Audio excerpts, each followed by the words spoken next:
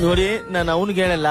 ಆ, ಒಂದು ಮಾತ್ರ ಜನರಲ್ ಆಗಿ ಹೇಳ್ತೀನಿ, ಇವನು ಕರೆಕ್ಟ್ ಆಗಿ ಈಗ್ಲಿಂದಾನೇ ಸಂಗೀತದಲ್ಲೇ ಇದ್ದು